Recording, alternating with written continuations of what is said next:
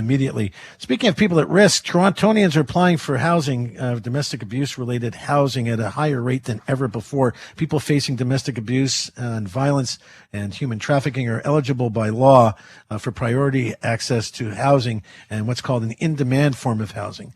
And by 638 of those households have been added in 2019, and 992 were added in 2020, a 55% jump over that year.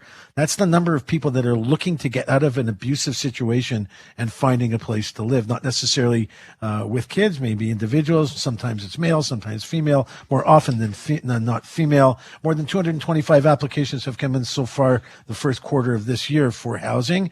And this is the only real way that we're having an ability to kind of keep track. The police aren't really charging that many more people. They're not really getting that many phone calls these days because people are stuck inside homes with the folks that harm them. It's not like you can wait for the abuser to leave and go to work or down the street or whatever when you're in a lockdown. So it's hard to know from policing numbers what's happening, but we know from the housing response numbers and from my guest who's going to join me here in just a second that the numbers of court cases and things that are happening, people being charged and so on, is seriously spiking and through the roof. We're not being good to each other.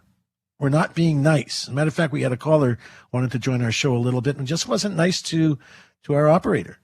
Just wasn't nice to Loretta. It's not nice. It's not. We can't do that, right? So we have to be nice to each other. Speaking of being nice to each other, how is my friend Jonathan Lapide doing on this beautiful Saturday night? Good evening, Yonah. Wonderful, and wonderful to hear you on 640. Yeah, buddy, it's nice. We're back, right? We got the dream team together again. We had a little break, but we're back. Jonathan Lapide is a criminal defense lawyer. If you ever need one of those, you can be reached at 416-414-4439. Jonathan, let me ask you something.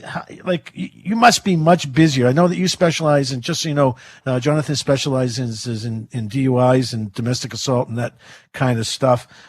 Busier now than you've been perhaps in the last 18 months?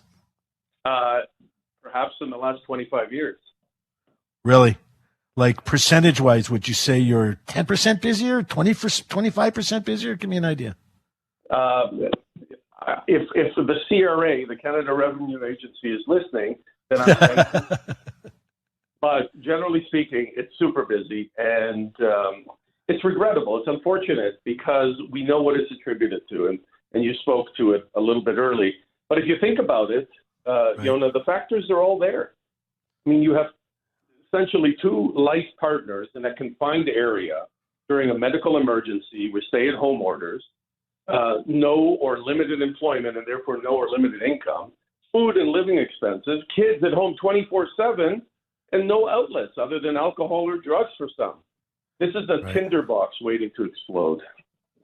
What matter? More men than women, more women than men? Are these more men being abusive, more women being abusive?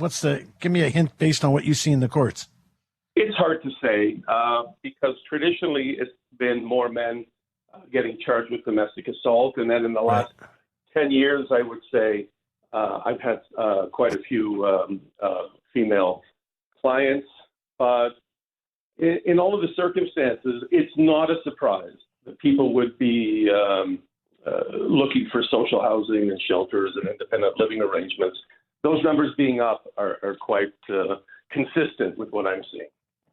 Substance abuse and alcohol still fueling this pandemic-related mental health issue like we talked about months ago? Absolutely. Mental health is at an all-time rise. And I can tell you that the COVID has impacted everything. It's just impacted all things to all people. And I even have anecdotal evidence of road rage, and your previous guest, you mentioned, spoke about it too. We just have to be kinder in a pandemic because it's just so difficult for everybody. Everybody's experiencing pain and suffering here. Have you had to play a role, actually, in your career or recently even?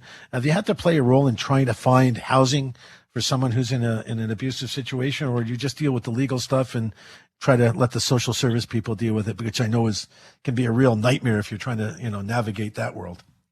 Well, it's a really good question because indirectly what you're asking me is, can the criminal justice system do its job in ensuring that we eradicate domestic assault or intimate partner violence?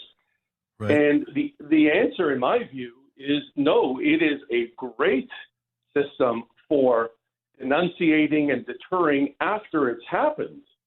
Right. But there's lots that can be done in terms of preventing it.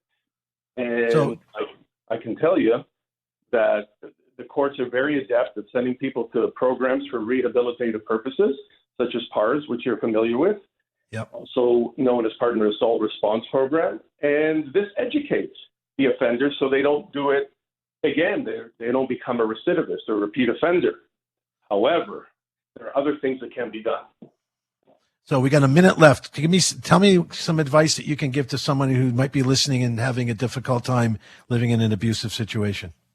Yes, so reaching out is key. Reaching out, whether it's on a personal level to friend or family, or in my experience, the best thing to do is to reach out to a community effort. But one thing that they need to know about is Peel Regional Police just started a new initiative. They started it as a pilot project, and now it's turned into a dedicated unit where they have 50 specially trained plainclothes officers to engage and provide help to every person in the equation. That's prevention rather than reactive approach. I consider that a step in the right direction, and people should reach out to those trained officers. You know what, Jonathan, I appreciate you joining me. Hopefully not hopefully, I'm going to count on you to come back and continue to be our criminal defense expert on the show. Jonathan Lapide, criminal defense lawyer, 416-414-4439. If you're in trouble, he'll talk to you. He's a guy you can trust and a good friend. Thanks for joining us, Jonathan. When we come back, we're going to talk about women's mental health issues and such. It's a real thing. You can reach us here when we come back at 416-870-6400 or email roadtorecovery@640toronto.com. I'm Yonah Budd, 640 Toronto. Be right back.